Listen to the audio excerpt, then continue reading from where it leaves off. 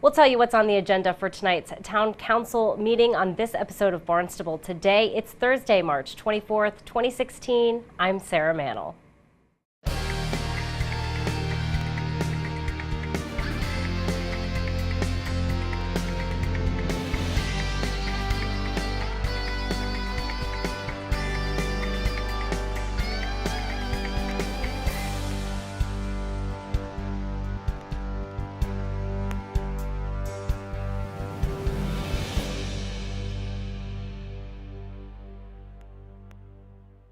Let's talk a little bit about what you have planned for tonight. Well, we've got a series of guests invited, beginning with Larry Cameron. He's the Vice President of Business Development with Mass Development. And Mass Development is the state's economic development and finance agency.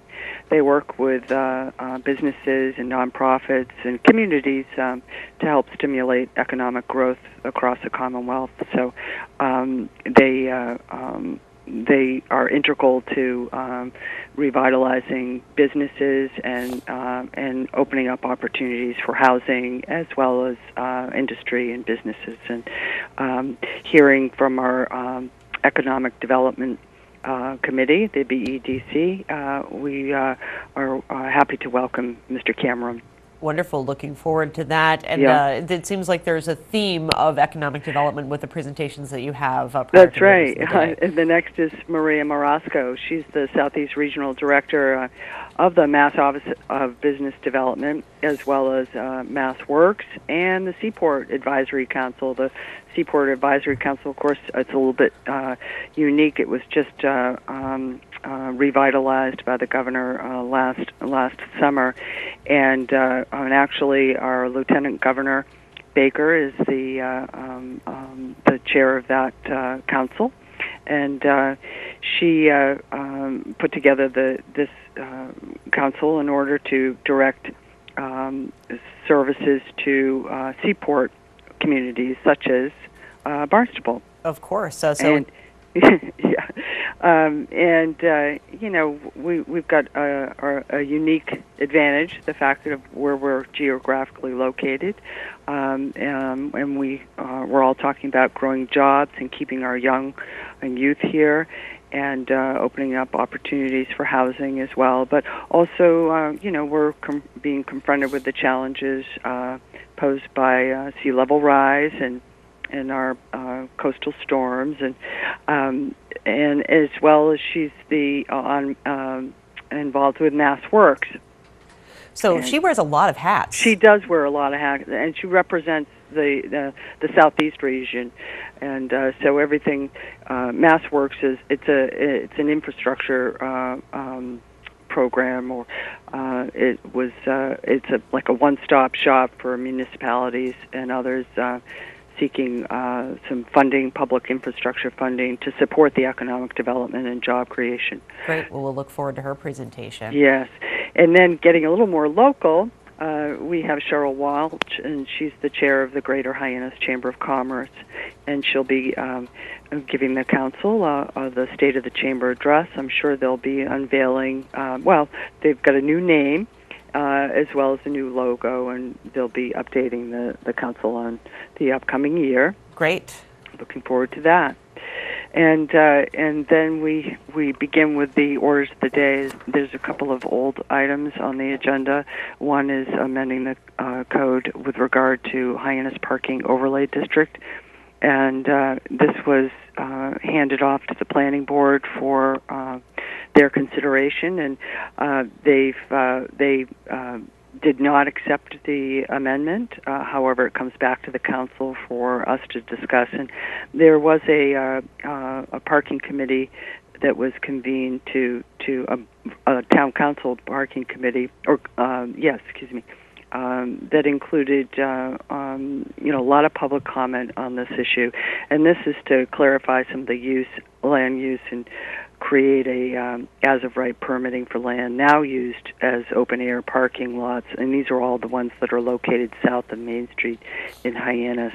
And we need to protect the safety of the users of the lot as well as the general public, and ensure the safe access and enhance the visual quality of Hyannis Harbor. We don't want people out there in the middle of the road hawking their parking lots with imposing safety hazards. So there's a lot of issues with regard to this overlay district. Indeed, and as you say, these are kind of specifically the lots where people will leave their cars and go to the islands for the day. So surrounding the High Line and the Steamship Authority in that area, of which there are many of those open air parking lots. That's right, and bring them in compliance. We want everyone to post their rates, and if someone comes back early, can they get their car out? And then there's a lot of issues surrounding this, and there were a lot of those owners, parking lot owners, that were involved in the public comment section of those meetings, and the council-appointed committee heard loud and clear, and as a result, this amendment has come forward. Sure, and there will be a public hearing on this. Absolutely, yes, yeah. Great. The next is with regard to the tax increment financing agreement, and this is the applicant, which is K Hyannis Hospitality, and they're redeveloping the old Days Inn next to the Cape Cod Mall. Sure. And this is kind of a convoluted and very confusing process. However, this gets reviewed by the BEDC once the applicant puts in application with the town, and then a TIF committee is formed and makes recommendations on adjusting the amount of taxes to the town. And this agreement has been structured for a 20-year agreement with K Hospitality.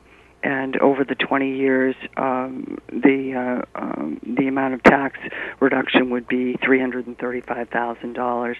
This is a program that not only addresses blighted properties, but also underutilized properties can fall into and receive this tax increment break. Great. So almost an incentive for redeveloping and making things look a little nicer and be a little bit more functional. It is, yes.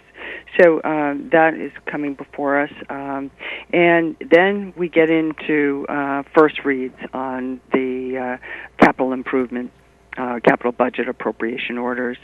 This year, there are 34 projects that have been selected out of many more than that.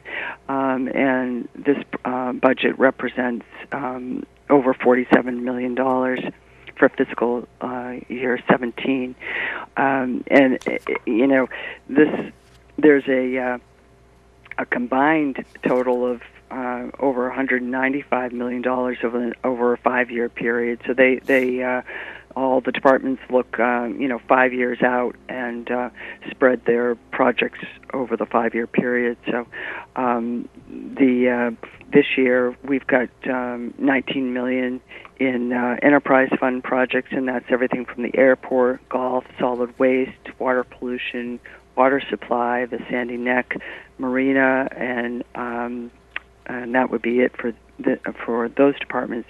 And then with regard to the general fund, there's $27 million worth of projects, and that's the growth management, admin services, community services, public works, regulatory services, and the schools. The schools' capital improvement budget is $9.5 million, and the public works is $10 million.